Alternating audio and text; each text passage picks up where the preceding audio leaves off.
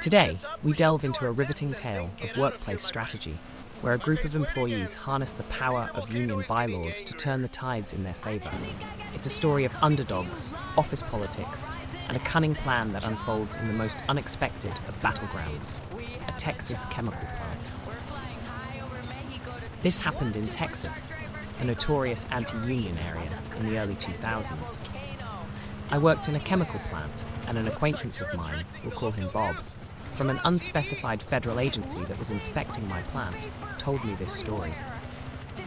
There are elements of pretty revenge, but since Bob followed the rules to the letter, I think this belongs here. Bob was giving his business card to a few of us, and I noticed his card had a union symbol on it. I asked if his cards were made in a union shop, and Bob replied, "No, our office unionized last-ish year."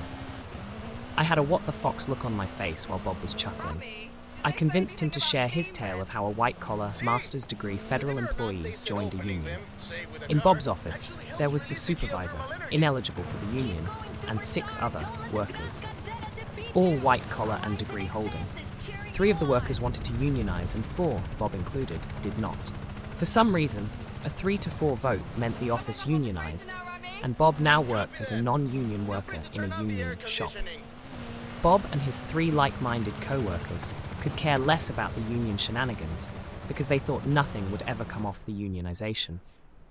The 3 union members paid their dues, held meetings, and not much else happened until something actually did. The unspecified federal agency decided to adopt a flex time policy that let each office decide how to set their hours, e.g., standard 40-hour week, Monday through Friday, 4 10s or 4 days for 10 hours, 9 to 80s or Monday through Thursday for 9 hours a day, and 8 hours on Friday, 1 week, and Monday through Thursday for 9 hours a day, and off on Friday the next week. The catch was the employees had to vote, and all followed the majority, except when the majority doesn't get a vote. The supervisor polled the workers, and 4 wanted 980s, and 3 wanted 4 to 10s. You can probably guess how the votes worked between the non-union and union employees. The supervisor changed the work hours for the entire office to 4 to 10s, because the union negotiate for all employees, even if they are not members of the union. Bob even asked the supervisor about why the majority was steamrolled by the minority, and was told, "Nothing I can do because this is a union shop. Join the union if you don't like it." And a light bulb came on. That's what he and his 3 co-workers did. They paid the dues, filled out the paperwork, and attended the next meeting. Bob and his compatriots had already worked out their plan for a legal coup. They waited until the union president called for new business and launched their attack. Bob motioned for a vote of no confidence against the current slate of officers. Just happened to be 3 people in the office positions. The vote was 4 to 3, and the current officers were out.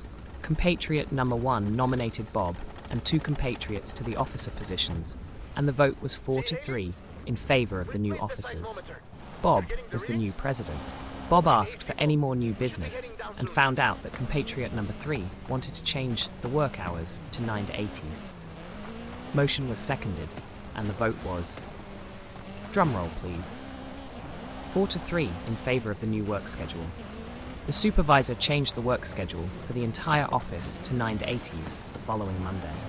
It is now important to point out that the union bylaws required a quorum of 50 plus 1 of the membership to attend a meeting for a quorum.